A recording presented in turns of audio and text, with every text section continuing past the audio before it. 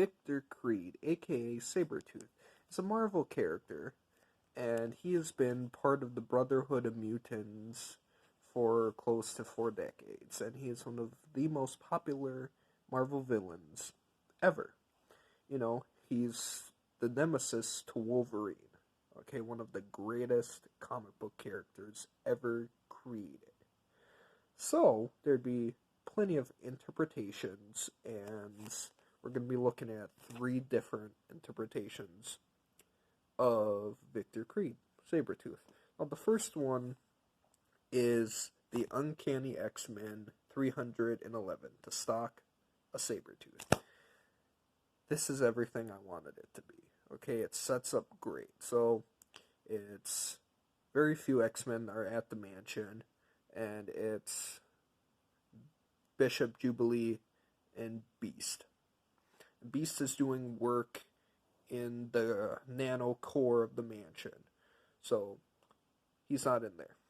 He's not part of the action. The power goes out, and it's Jubilee and Bishop. Sabertooth is in the mansion, he gets out. And the first thing he does, Sabertooth, he finds Jubilee, he starts threatening her, how he's going to kill her and whatnot. And she shoots him off and wounds him, and he runs away. Then at the last minute, Bishop comes in and he zaps Sabertooth. And so Sabertooth runs away. And so then he's like, it's time to go hunting. So then he starts going through the mansion. I mean, this is just perfect. It's like something out of Aliens, right? So you have the hero who's lurking through trying to find Sabertooth. And Sabertooth is, he's crawling around the ceiling. He's hiding in the walls. He's lurking in the darkness. And then when he finally pounces, they do this cool thing where he's about to pounce. He's above, hiding on the ceiling, right? And Bishop's walking underneath. And then a single sweat of blood drips down. And Bishop at the last second just hits him with his plasma fist and just drops him. And so a fight ensues, and they do some pretty cool stuff where Sabertooth is throwing stuff at him, and Bishop's dodging it. He's running through, gathering as much energy as he can, and he's shooting it at Sabertooth. But it gets to a point where they pin each other down, and Jubilee comes up right at the last second and teases Sabertooth, and Sabertooth goes down, and they lock him back up. And that's where the issue ends. And overall, I was very surprised of this issue. Because, well, what really caught me is the artwork of it. I mean, you see that. I mean, that is just eye-catching as heck. Just full-on Sabertooth in full pounce mode. Just charging at Bishop. I mean, that is great. And the title alone, to stock a Sabertooth. Yeah. You got my $2. It's great. The other ones I picked up, which is Sabertooth Open Season. It's a 4-part miniseries, and it takes place in Alaska. They get this, U.S. Coast Guard gets this distress call, so they go and they meet, and the whole village is torn up, and something starts picking off their men, but before it does, they notice on a cabin it says leave or die. They're like, well, lock and load, we're gonna check it out. And so they go. And sure enough, they start getting picked off, and they do this really cool thing where it reminds me of like Predators versus Aliens. When the Predators come, and it's during a snowstorm, and they start taking out the guys, and nobody's seeing what's happening. That's what it reminds me of, and that's what this is. So Sabertooth is, like, picking them off one at a time. And they go, and the one guy who survives this fight, he finds these 2 kids in the basement. They're like, is he gone yet? And the guy's like, no, Sabertooth, I'll fight him, I'll kill him.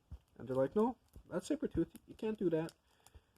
And then Sasquatch from Alpha Flight shows up, and he fights Sabertooth, and they have a good fight, And then you find out that Sasquatch knew Sabertooth was going to be here. So the guy is like, okay, you used us as bait. And Sasquatch is like, no, I didn't. He's hunting you. Or he's not hunting me.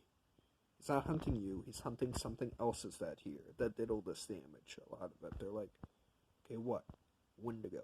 So you find out that Sabertooth was just using these two kids and the guy who's still alive as bait to draw Wendigo in so Sabertooth could kill Wendigo. Because that's what Sabertooth does. He just wanders around, he finds who's tougher than him, and he kills him to prove that he's, top dog around. And overall, I was very impressed with this issue. I have all 4 in the series. And Sabertooth is, Sabertooth reminds me of like the 90s cartoon. Kind of looks the same too, the yellow jumpsuit with the fur around his collar, and he's just vicious as ever, and he's got some pretty good one-liners. The ending I think is fantastic, where Wendigo fights Sasquatch, and he wounds Sasquatch. It's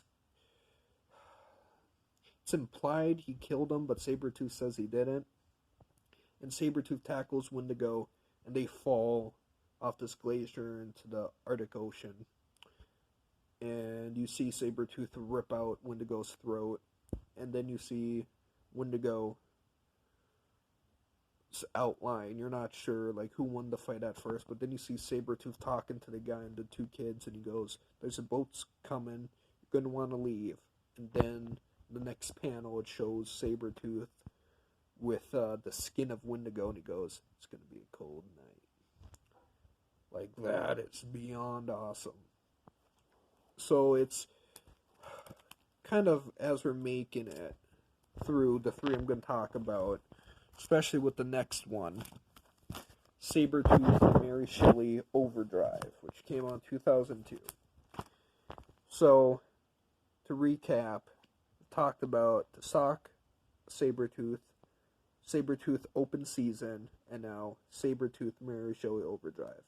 Now, the 3, so it starts with, stock of Sabertooth. He's the pinnacle of the Sabertooth we know. Just a villain being evil. Second one, Open Season, he's still a villain. But he does show some compassion. He's far more of an anti-hero. Kind of. He's still a villain, but he's does some okay stuff in Open Season. Mary Shelley Overdrive, he's 100% an anti-hero. He is doing horrible stuff to horrible people.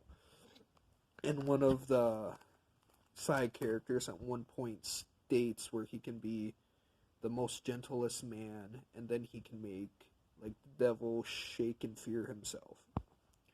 And I think that sums it up in this. So really what it is he just kind of stumbles upon this girl who these Russians are chasing her, and they're not sure who the Russians are, why they want her.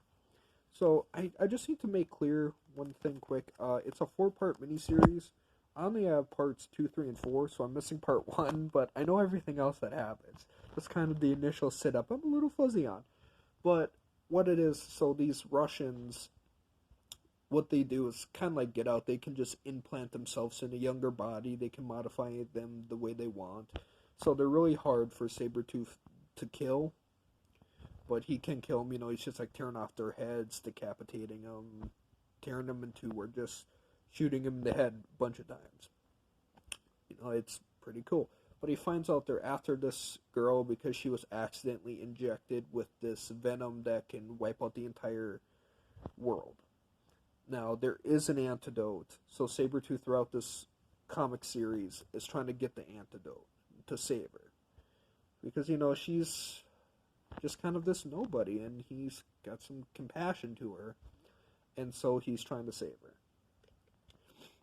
And so the Russians keep chasing him, and he's picking them off, and he takes them to this brothel that he's been going to for a long, long time, because, he's immortal, and it's implied he's been going there since the madam was in her 20s. And so he keeps the girl there, and he goes to the warehouse with the Russians, and he lets himself get captured. And they stake him to a wall, and Sabertooth has this really cool line where he goes, "You don't get it. I was in this building for an hour before you found me." And then explosive goes off and he gets off, but in the ensuing fight, the antidote gets destroyed. And so he goes back to the brothel, and he hugs her, and she's like, "Will you protect me and stay with me for the rest of my life?" And he's like, "Yes, I promise." And he snaps her neck. Because, he lost the antidote, but he didn't want to tell her that, so she died in the arms of a loved one. Kind of. And, it's kind of a bittersweet ending, and then it goes where he kidnapped the main Russian dude, and he has him on this jet. The guy's begging him not to kill him. Sabertooth just goes, "The only reason that I wouldn't have killed you died in my arms 4 hours ago." And he throws him out the jet. And the dude dies. I'm like, okay, that's really badass. And it shows that, they really were trying to make Sabertooth as this anti-hero in this miniseries, and they completely succeeded. I mean, it is awesome. The artwork is very good. It's gray and gritty and gloomy, which leads to the atmosphere of the comic itself. And Sabertooth is very well done and stenciled in this. They kind of give him like some Hugh Jackman looks, so if this turned into a movie, I wouldn't be surprised if, like Hugh Jackman played him, or even like Liv Schreiber played him again, or Tyler Mane, because Tyler Mane could totally play Sabertooth again. And it's amazing. So it's cool. In the 3 comics I read that came out, in the span of 10 years, how Sabertooth went from this villain to this villain with a little compassion to a full-on anti-hero in Sabertooth Mary Shelley Overdrive, just shows that all these characters you can play with and you can toy with in different ways that makes them interesting. Where you can have like the full-on, like the main story arc of like to stalk a Sabertooth, where that was part of the main story. Then you have the 2 little mini-series like Open Season that does its own thing that it wants to do, in Mary Shelley Overdrive, which clearly does its own thing, which it wants to do. And I just think Sabertooth is a very unique character, and I'd like to see what they keep doing with him.